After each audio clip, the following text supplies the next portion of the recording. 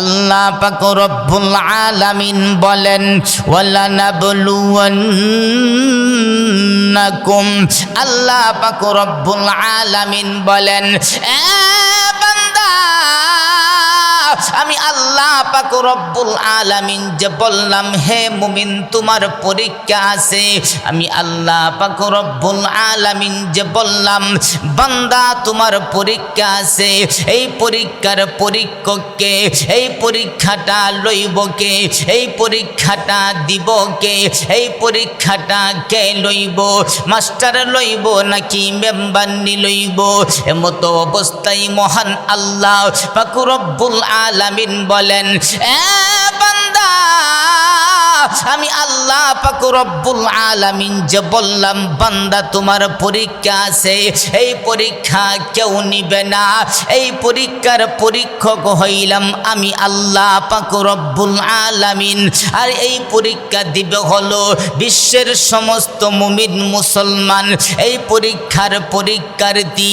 আল্লাহ পাক রব্বুল আলামিন বলেন এই পরীক্ষার ফলটা হলো দুনিয়া, এই পরীক্ষার সময়টা হলো বালেগ হওয়ার পর থেকে মৃত্যু পর্যন্ত। এই চারটা কথা বুঝাইতে যাইয়া আমি আল্লাহ পাক রব্বুল আলামিন সূরাতুল বাকারা 155 নং আয়াতের প্রথম শব্দটায় আমি আল্লাহ পাক রব্বুল আলামিন চারটা কথা বুঝাইলাম। একবার বলি সুবহানাল্লাহ। আল্লাহ পাক রব্বুল আলামিন বলেন বান্দা এই পরীক্ষা ঈমান পরীক্ষার পরীক্ষক হইলাম আমি আল্লাহ পাক রব্বুল আলামিন, আর পরীক্ষার্থী হইল বিশ্বের সমস্ত মুসলমান। আল্লাহ পাক রব্বুল আলামিন বলেন পরীক্ষার হলটা হইল দুনিয়া, আর পরীক্ষার সময়টা হলো বালেগ হওয়ার পর থেকে মৃত্যু পর্যন্ত। তাহলে আল্লাহ তাআলা একটা শব্দ দিয়া ওয়ালানাবলুওয়ান্নাকুম, একটা শব্দ দিয়া আল্লাহ তাআলা পাঁচটা কথা বুঝাইছে। এক নাম্বার হলো আল্লাহ বলেন মুমিন তোমার পরীক্ষা আছে।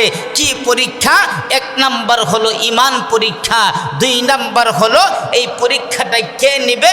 আমি আল্লাহ পাক রব্বুল আলামিন, অর্থাৎ পরীক্ষক হইলাম আমি আল্লাহ পাক রব্বুল আলামিন।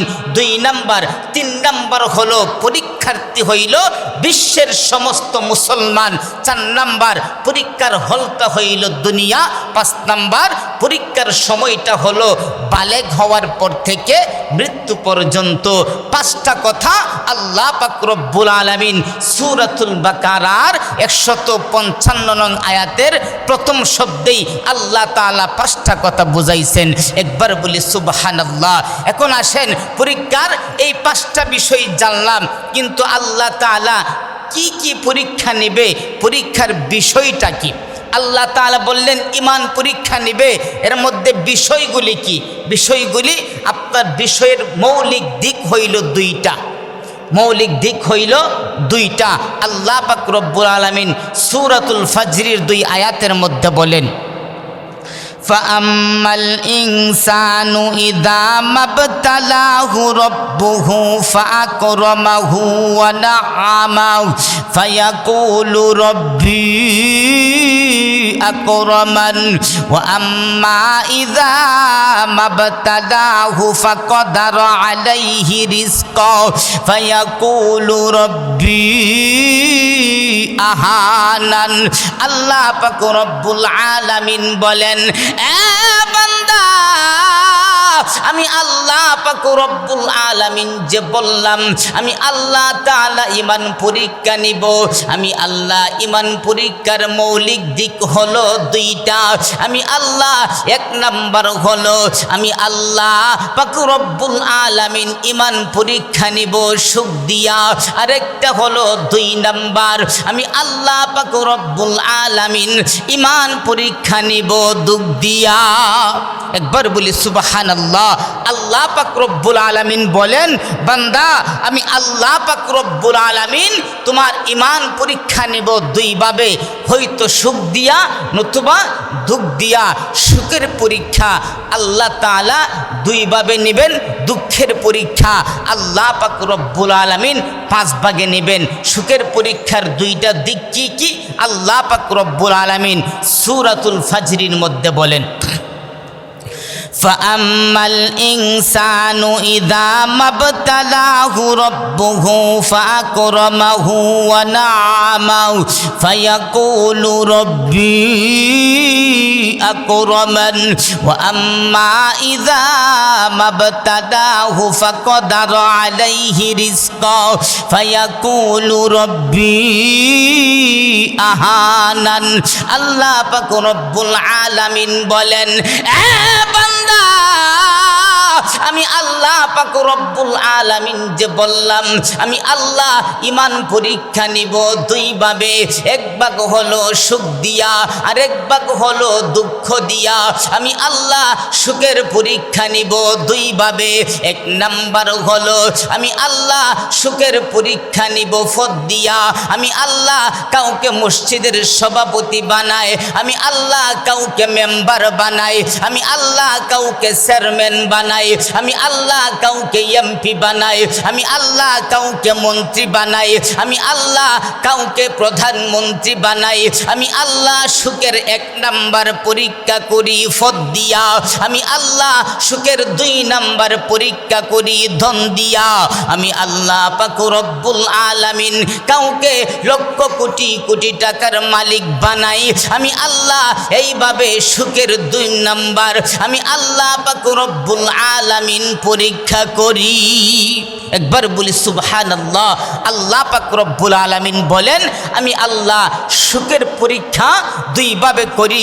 এক ভাগ হলো যে পদ দিয়া আমি আল্লাহ কাউকে মসজিদের সভাপতি বানাই, মাদ্রাসার সভাপতি বানাই, কাউকে মেম্বার বানাই, কাউকে চেয়ারম্যান বানাই, কাউকে এমপি বানাই, কাউকে মন্ত্রী বানাই, কাউকে প্রধানমন্ত্রী বানাই।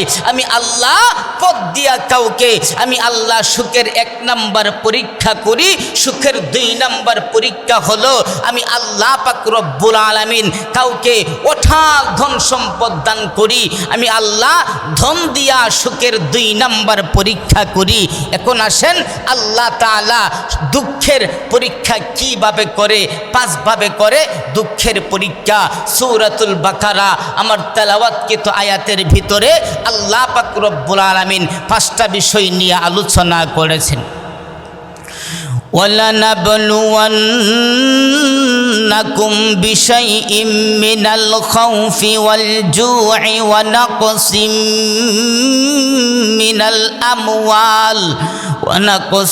مِّنَ الْأَمْوَالِ وَالْأَنفُسِ وَالثَّمَرَاتِ وَبَشِّرِ الصَّابِرِينَ। মহান আল্লাহ পাক রব্বুল আলামিন বলেন, ওয়ালানাবলুওয়ান্নাকুম, এ মুমিন, আমি আল্লাহ পাক রব্বুল আলামিন যে বললাম, হে মুমিন তোমার ঈমান পরীক্ষা আছে। ঈমান পরীক্ষা 2 ভাবে করি। এক ভাগ হলো সুখ দিয়া, সুখের পরীক্ষা 2 ভাবে করি। আমি আল্লাহ দুঃখের পরীক্ষা করি 5 ভাবে। একটা হলো বিশাইইম মিনাল খাউফ। মহান আল্লাহ তাআলা বলেন, বান্দা আমি আল্লাহ দুঃখের 1 নাম্বার পরীক্ষা করি কিছু ভয় দিয়া, অর্থাৎ দুশ্মনের জ্বালা দিয়া। তুমি খাইতে গেলেও দুশ্মনে জ্বালায়, দোকানদারি করতে গেলেও দুশ্মনে জ্বালায়, হাঁটতে গেলেও দুশ্মনে জ্বালায়, এমনকি দেশ চাইরা বাহিরে চলে গেলেও দুশ্মনে জ্বালায়। আমি আল্লাহ 1 নাম্বার দুঃখের পরীক্ষা করি দুশ্মনের জ্বালা দিয়া। আমি আল্লাহ পাক রব্বুল আলামিন দুঃখের 2 নাম্বার পরীক্ষা করি ওয়ালজু। আমি আল্লাহ পাক রব্বুল আলামিন দুঃখের 2 নাম্বার পরীক্ষা করি অভাব দিয়া, অর্থাৎ আমি আল্লাহ গরিব বানাইয়া। আমি আল্লাহ দুঃখের 2 নাম্বার পরীক্ষা করি। এ বান্দা, তুমি যেই টাকা ইনকাম করো এই এই টাকা দিয়া তুমি তোমার সংসার চালাইতে পারো না, তুমি যদি চাউল আনতে যাও, মাছ আনতে পারো না, সংসার চালাইতে গেলে বাচ্চাদেরকে লেখাপড়া করাইতে পারো না, আমি আল্লাহ দুঃখের 2 নাম্বার পরীক্ষা করি। আমি আল্লাহ পাক রব্বুল আলামিন দুঃখের 2 নাম্বার পরীক্ষা করি অভাব অনটনের মাধ্যমে। আমি আল্লাহ দুঃখের 3 নাম্বার পরীক্ষা করি ওয়ানাকুসিম মিনাল আমওয়াল।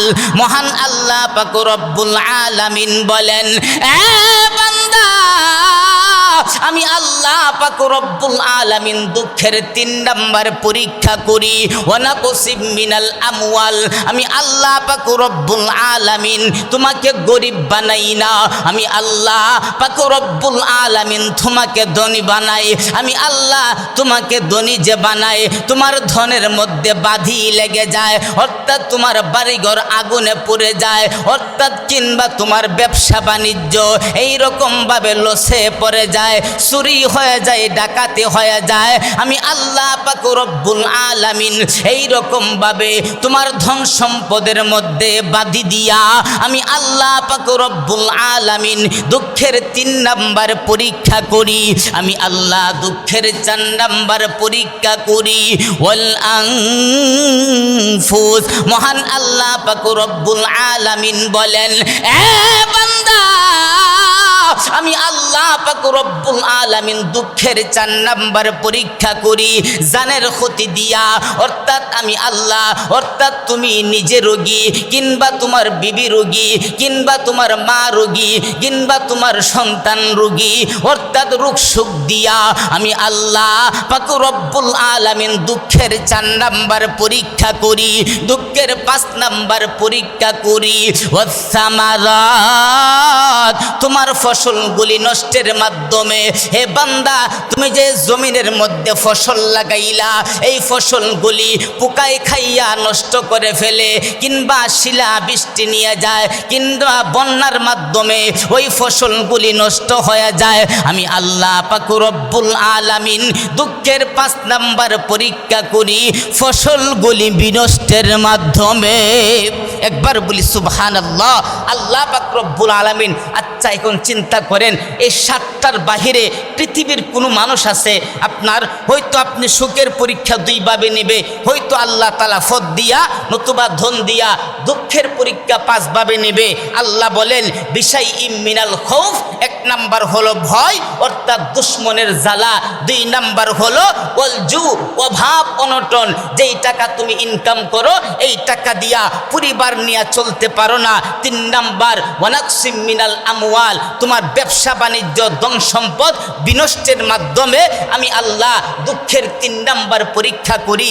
4 নাম্বার ওয়াল আনফুস, জানের ভয়, জানের মধ্যে বাধি দিয়া, অর্থাৎ তুমি নিজে রোগী নতুবা তোমার সন্তান, তোমার মা, তোমার বাবা, তোমার স্ত্রী, এই রকম ভাবে বিভিন্ন রোগ সুখ দিয়া আমি আল্লাহ দুঃখের 4 নাম্বার পরীক্ষা করি। 5 নাম্বার ওয়াসসামারাত, আমি আল্লাহ পাক রব্বুল আলামিন ফসল বিনষ্টের মাধ্যমে, আপনারা যে আপনার এই ফসলগুলি লাগাইছেন অনেক সময় ফুকাই নষ্ট করে ফেলে কিংবা শিলাবাসটি আপনার নষ্ট করে ফেলে কিংবা বন্যায় আপনাদের এই ধানগুলি জমিগুলি নিয়ে যায়, কিংবা এই যে বিশাল বড় ঝড় তুফান আইসা আপনাদের এই ভুট্টাগুলি নষ্ট করে ফেলে। আল্লাহ পাক রব্বুল আলামিন বলেন আমি আল্লাহ তাআলা এই দুঃখ কষ্ট দিয়া মুমিনের পরীক্ষা করি। একবার বলি সুবহানাল্লাহ। তাহলে এই 7টার বাহিরে কোনো মানুষ আছে? কোনো মানুষ নাই। তাহলে আল্লাহ তাআলা কেন ঈমান পরীক্ষা করে এই 7 ভাবে? কারণটা কি ভাই? কারণ হলো, উদ্দেশ্য হলো 2টা। 1 নাম্বার হলো আল্লাহ পাক রব্বুল আলামিন বলেন ওয়ালানাবলুওয়ান্নাকুম, আল্লাহ পাক রব্বুল আলামিন বলেন, এ বান্দা, আমি আল্লাহ পাক রব্বুল আলামিন যে বললাম হে মুমিন তোমার ঈমান পরীক্ষা আছে, আমি আল্লাহ ঈমান পরীক্ষা কেন করি তোমরা জানোনি? আমি আল্লাহ পাক রব্বুল আলামিন তোমাদেরকে বড় আদর করে বানাইলাম। আমি আল্লাহ পাক রব্বুল আলামিন দেখতেছি তোমরা দুনিয়াতে যাইয়া তুমি এই রকম ভাবে গুনাহ করছো, এই গুনাহ নিয়া তুমি জান্নাতে যেতে পারবা না, তুমি জাহান্নামে চলে যাইবা। আমি আল্লাহ পাক রব্বুল আলামিন তোমাকে এত সুন্দর করে বানাইয়া আমি আল্লাহ তোমাকে জাহান্নামে দিতে চাই না। আমি আল্লাহ দুঃখ কষ্ট দিয়া আমি আল্লাহ এই জন্য তোমাকে পরীক্ষা করি, তোমার গুনাহ মাফ করাইয়া আমি আল্লাহ পাক রব্বুল আলামিন তোমাকে জান্নাতে দেওয়ার জন্য দুঃখ কষ্ট দিয়া পরীক্ষা করি। একবার বলি সুবহানাল্লাহ। আল্লাহ পাক রব্বুল আলামিন বলেন বান্দা আমি আল্লাহ তোমাকে এত আদর করে বানাইলাম, বান্দা তুমি দুনিয়াতে আইসা যে নাফরমানি করছো, গুনাহ করছো, আমি আল্লাহ তাআলা দেখতেছি এই গুনাহ নিয়া জান্নাতে যাওয়া সম্ভব না, তোমার জাহান্নামে চলে যেতে হবে।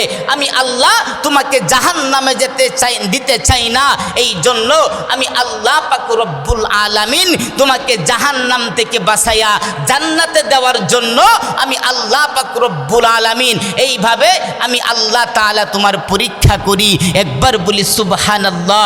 2 নাম্বার কারণ হলো আল্লাহ তাআলা বলেন, দেখেন আপনার আল্লাহ পাক রব্বুল আলামিন বলেন 2 নাম্বার হলো আমি আল্লাহ তাআলা তোমাদেরকে পরীক্ষা করি তোমাদের সম্মান মর্যাদা বাড়াইবার জন্য।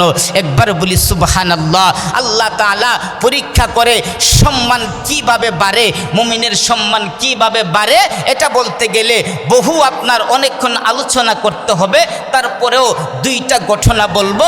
আল্লাহ পাক রব্বুল আলামিন কিভাবে আপনার পরীক্ষার মাধ্যমে আল্লাহ তাআলা মুমিনের মর্যাদা বৃদ্ধি করে দেয়। আল্লাহর পয়গম্বর সাল্লাল্লাহু আলাইহি ওয়াসাল্লাম উহুদের ময়দানে আল্লাহর পয়গম্বর সাহাবীদেরকে ডাক দিয়া বলেন, এ সাহাবীরা, এই উহুদের প্রান্তরে যারা শহীদ হয়েছে তাদেরকে একত্রিত করো, তাদেরকে দাফনের ব্যবস্থা করো।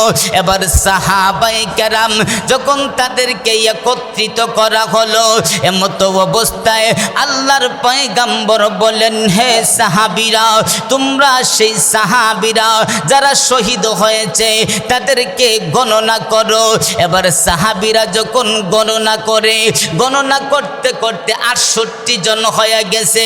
এমত অবস্থায় আল্লাহর পয়গম্বর বলেন, এ সাহাবীরা, আজকের এই শহীদগুলি 68 জন হবে না, 70 জন হবে। কারণ হলো আমি নবী গতকাল স্বপ্নে দেখলাম, মহান আল্লাহ পাক রব্বুল আলামিন আমাকে স্বপ্নে দেখাইছে, 1 জন 2 জন নয়, আল্লাহ পাক রব্বুল আলামিন স্বপ্নে দেখাইছে আমি নবী 70টা উট কুরবানি করেছি। আমার আল্লাহ তাআলা বুঝাইয়া দিছে আজকে 68 জন নয়, আমার সাহাবী 70 জন শহীদ হবে, আরো 2 জনের লাশ খুঁজে বের করো। এমতো অবস্থায় সাহাবায়ে কেরাম খুঁজতে লাগলো, কোথাও পায় না। এমতো অবস্থায় হঠাৎ করে তাকায়া দেখে এমন একটা লাশ দেখা যায়, এইটা চিহ্ন বোঝা যায় না। একদিকে হাত পড়ে আছে, আরেক দিক দিয়া হাঁটু এক জায়গায়, আরেক জায়গায় পা, আরেক জায়গায় হলো কলিজাটাও কে যেন এইরকম ভাবে গরুর মতন, আপনার গরু যেইভাবে ঘাস সিবাইয়া খায় ওই রকম ভাবে কে যেন সিবাইয়া এইরকম ভাবে রেখে দিয়েছেন, সাহাবায়ে কেরাম চিহ্নিত করতে পারে না। এমতো অবস্থায় আল্লাহর পয়গম্বরকে ডাক দিয়া বলেন, ইয়া রাসূলুল্লাহ, ইয়া হাবিবাল্লাহ, ওগো আল্লাহর পয়গম্বর নবী, এইখানে একটা লাশ দেখা যায়, একদিকে হাত পড়ে আছে, আরেক দিকে পা পড়ে আছে, আরেক দিকে চক্ষু পড়ে আছে, আরেক দিকে নাকটা পড়ে আছে, আরেক দিক দিয়া কলিজাটা পড়ে আছে, আরেক দিক দিয়া দাঁতগুলি পড়ে আছে। ইয়া রাসূলুল্লাহ, ইয়া হাবিবাল্লাহ, আমরা তো চিহ্নিত করতে পারি না। আল্লাহর পয়গম্বর তাকায়া দেখেন, দুইটা চোখের পানি ফেলে দিছেন। এবারে ডাক দিয়া বলেন, এ সাহাবীরা, এই তো আর কেউ নয়, আমার চাচা হযরত হামজা রাদিয়াল্লাহু তাআলা আনহু।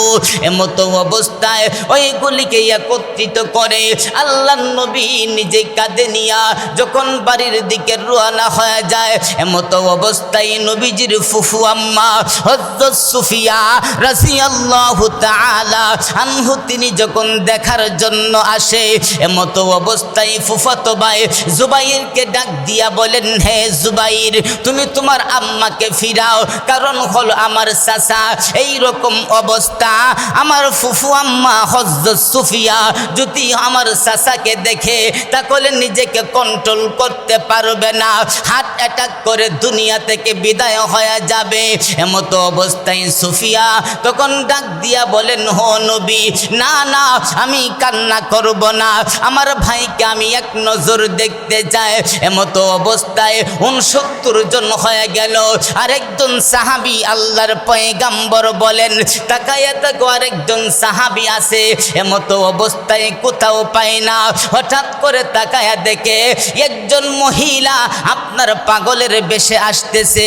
এমতো অবস্থায় ওই মহিলা আল্লাহর পয়গম্বরকে ডাক দিয়া বলেন, ইয়া রাসূলুল্লাহ, ইয়া হাবিবাল্লাহ, ওগো আল্লাহর পয়গম্বর নবী, ইয়া রাসূলুল্লাহ, ইয়া হাবিবাল্লাহ, নবী গো, আমার স্বামী যুদ্ধের ময়দানে জাপায়া পড়ছে। নবী গো, আমি যতটুকু জানি, যদি আমার কানে কে যেন খবর দিয়েছে আমার স্বামী দুনিয়া থেকে বিদায় হয়ে গেছে। নবী গো, আমার স্বামী যদি শাহাদত বরণ করে থাকে, আমার স্বামীকে গোসল করাইয়া আপনি দাফনের ব্যবস্থা করেন, কারণ হলো আমার সাহাবী হলো আমার স্বামী হইল অপবিত্র, ফরজ গোসল করে নাই। এমতো অবস্থায় আল্লাহর পয়গম্বর বলেন, হে মহিলা, তোমার স্বামীকে। এবার মহিলা ডাক দিয়া বলেন, ইয়া রাসূলুল্লাহ, ইয়া হাবিবাল্লাহ, ওগো আল্লাহর পয়গম্বর নবী, আমার স্বামী হইল হযরত হানজালা রাদিয়াল্লাহু তাআলা আনহু, আপনি যাকে গতকাল বিবাহ পড়িয়েছিলেন। ইয়া রাসূলুল্লাহ, ইয়া হাবিবাল্লাহ, আজকে রাত্রিবেলা আমাদের বাসর উদযাপন হলো, যখন শেষ রজনীতে কে যেন বাহির থেকে ডাক দিয়া বলেন, আমার নবী দুনিয়া থেকে বিদায় হয়ে গেছে। আমার স্বামীর কানের মধ্যে এই খবরটা যাওয়ার সাথে সাথে আমার স্বামী ঘুম থেকে উইটা যখন আপনার ডাক দিয়া বলেন, এ বিবি, আর দেরি করা যাবে না, আমার তরবারিটা হাতে দিয়া দাও, যেই জায়গায় আমার নবী নাই এইখানে আর দেরি করা যাবে না। আমি স্বামীকে বললাম, হে স্বামী, আপনি যুদ্ধের ময়দানে যান, আপনাকে বাধা দিব না, কিন্তু স্বামী গো, আপনি ফরজ গোসলটা আদায় করে যান। এমতো অবস্থায় ডাক দিয়া বলেন, এ বিবি, যদি ফরজ গোসল করতে যায় তাহলে তো সময় লেগে যাবে, এতটুকু সময় আমার মামার কাছে নাই। এই মুহূর্তে তরবারিটা হাতে দাও। তরবারিটা হাতে নিয়া সে যুদ্ধের ময়দানে ঝাঁপিয়ে পড়েছে। কে যেন খবর দিল আমার স্বামী দুনিয়া থেকে বিদায় হয়ে গেছে। নবী গো, দেখেন না আমার স্বামীর লাশটা কোথায়? আল্লাহর পয়গম্বর 69টা লাশের ভিতরে হানজালার লাশটা নাই। এমতো অবস্থায় আল্লাহর নবী পেরেশান হয়ে গেল। আল্লাহ পাক রব্বুল আলামিন ওহী নাজিল করে দিলেন, জিব্রাইলকে পাঠায়া দিল।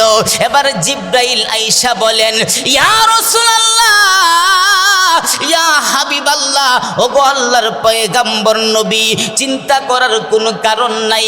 আপনার হানজালা রাদিয়াল্লাহু তাআলা আনহু মহান আল্লাহ পাক রব্বুল আলামিন এতইভাবে কবুল করে নিয়েছেন।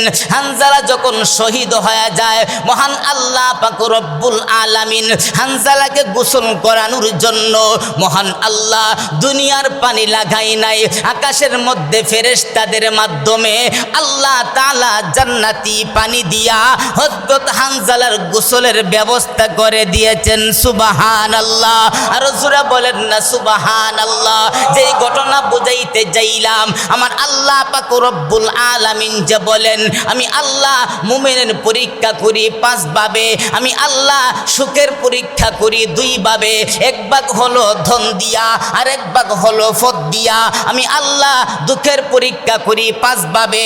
1 নাম্বার হলো বিশাই মিনাল খাউফ, আমি আল্লাহ ভয় ভীতি দিয়া, অর্থাৎ দুশ্মনের জ্বালা দিয়া। দুশ্মনের জ্বালায় তুমি খাইতে পারো না, খাইতে গেলেও দুশ্মনে জ্বালায়, হাঁটতে গেলেও দুশ্মনে জ্বালায়, বাহিরে গেলেও দুশ্মনে জ্বালায়, দেশের বাহিরে গেলেও দুশ্মনে জ্বালায়। আমি আল্লাহ দুঃখের 1 নাম্বার পরীক্ষা করি দুশ্মনের জ্বালা দিয়া। আমি আল্লাহ দুঃখের 2 নাম্বার পরীক্ষা করি ওয়ালজু, অভাব অনটন দিয়া, অর্থাৎ গরিব বানাইয়া।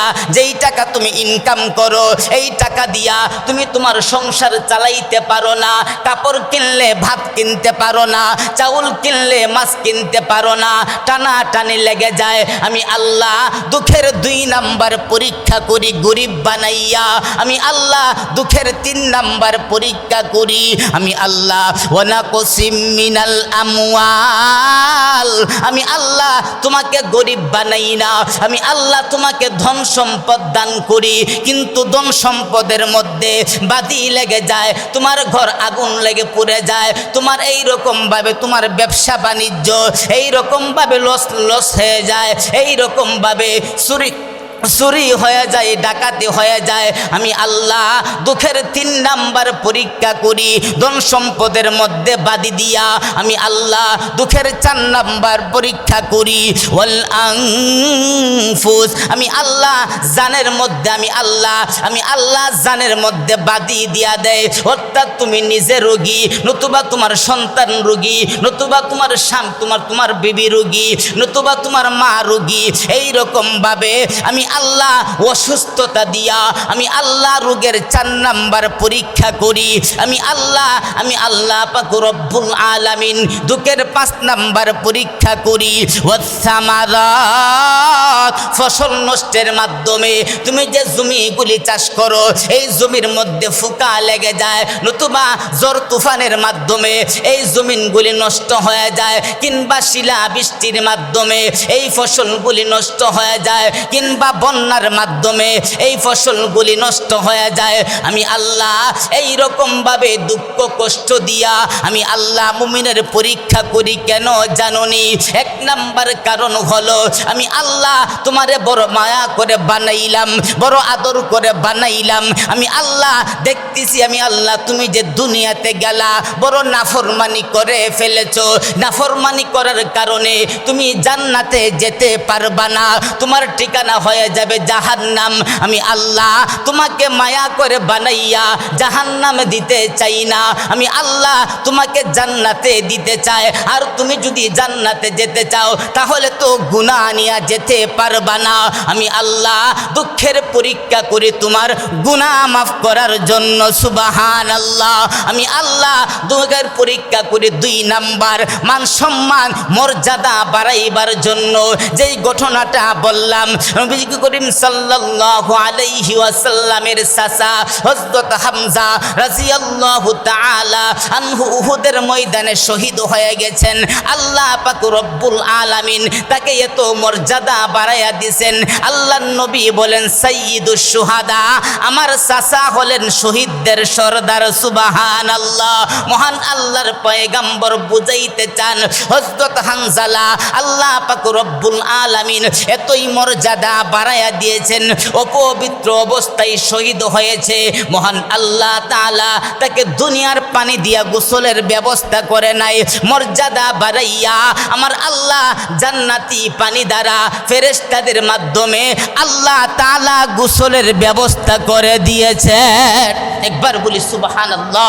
আল্লাহ পাক রব্বুল আলামিন বলেন, আমি আল্লাহ তাআলা মুমিনকে পরীক্ষা করি আমি 7 ভাবে। 2টা হলো সুখের পরীক্ষা করি 2 ভাবে, একটা হলো ফদ দিয়া আর একটা হলো ধন দিয়া। ফদ বলতে আমি আল্লাহ কাউকে মসজিদের সভাপতি বানাই, কাউকে ক্যাশিয়ার বানাই, কাউকে সেক্রেটারি বানাই, কাউকে মেম্বার বানাই, কাউকে এমপি বানাই, কাউকে মন্ত্রী বানাই, কাউকে প্রধানমন্ত্রী বানাই। আমি আল্লাহ পদ দিয়া আমি আল্লাহ কাউকে সুখের পরীক্ষা করি। সুখের পরীক্ষা 2 নাম্বার, আমি আল্লাহ কাউকে অঠাল ধন সম্পদ দান করি। ধন সম্পদ দিয়া আমি আল্লাহ সুখের 2 নাম্বার পরীক্ষা করি। আর দুঃখের পরীক্ষা তো বললামই, 1 নাম্বার হলো দুশ্মনের জ্বালা, 2 নাম্বার হলো অভাব অনটন, 3 নাম্বার হলো ধন সম্পদ দেই ঠিক আছে কিন্তু ধন সম্পদগুলি চুরি হয়ে যায়, ডাকাতি হয়ে যায়, আগুন দিয়া জ্বলে যায়।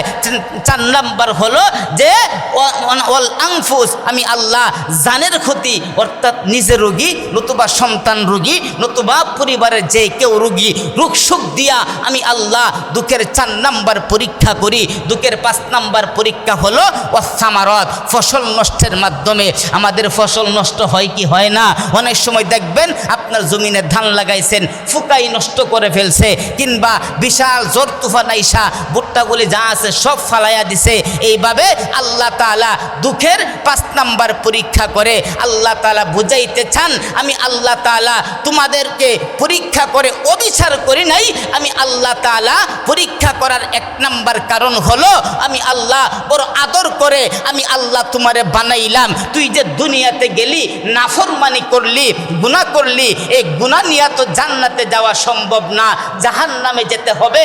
আমি আল্লাহ এত মায়া করে বানায়া আমি আল্লাহ তোরে জাহান্নামে দিতে চাই না, আমি আল্লাহ তোরে জান্নাতে দিতে চাই। এই জন্য আমি আল্লাহ এই পরীক্ষাগুলির মাধ্যমে তোর গুনাহগুলি আমি মাফ করাইয়া আমি আল্লাহ তোরে জান্নাতে দিতে চাই। একবার বলি সুবহানাল্লাহ।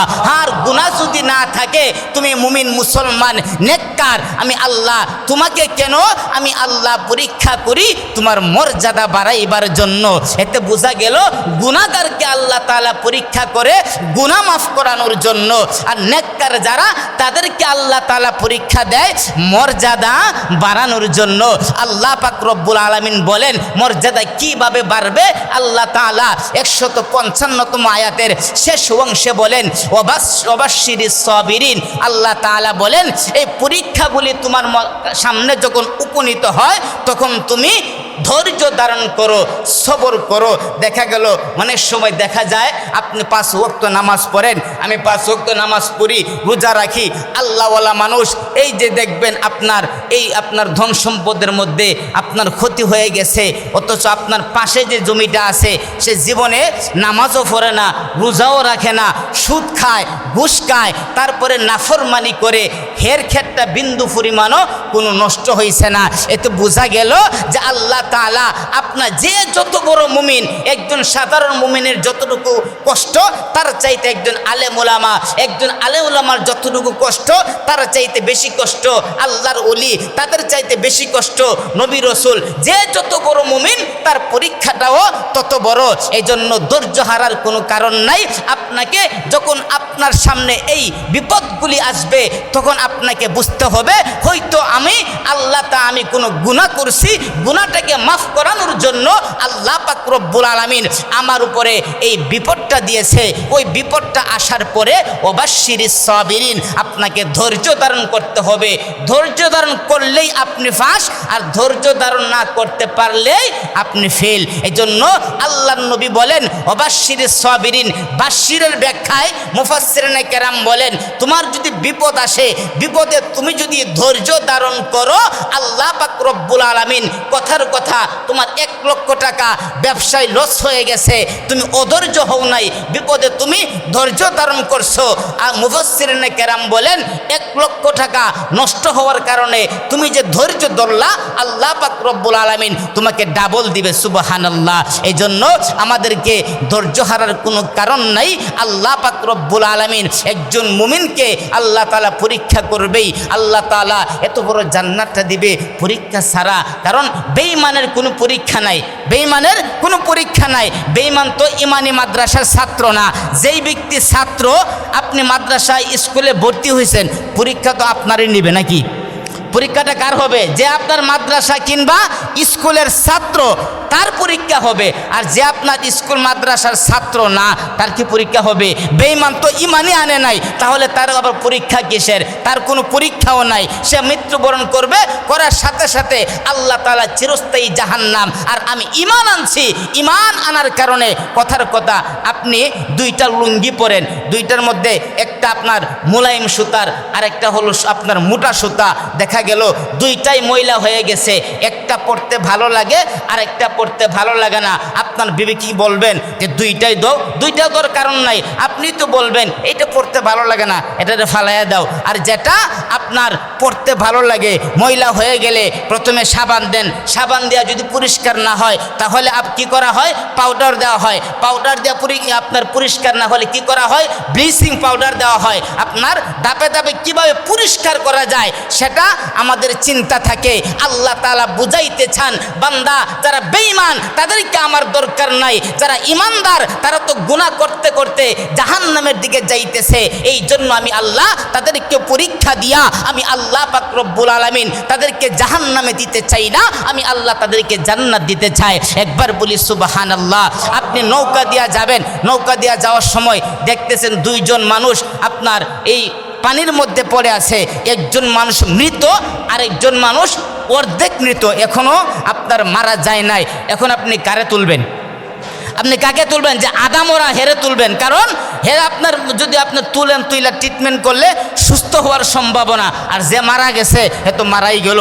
আমার আল্লাহ বুঝাইতে চান যে বেঈমান, যে কাফের, সে তো বেঈমান হয়েই গেল। যে ইমানদার, ইমান আনার পরে গুনাহ করেছে, আল্লাহ পাক রব্বুল আলামিন তাকে দুঃখ কষ্ট দিয়া আল্লাহ পাক রব্বুল আলামিন তাদের পরীক্ষা করেন, পরীক্ষা করে গুনাহ মাফ করাইয়া আল্লাহ তাআলা তাকে জান্নাত দিতে চান। আল্লাহ পাক রব্বুল আলামিন আমাদের সবাইকে আমল করার এবং বোঝার তৌফিক দান করুক। সবাই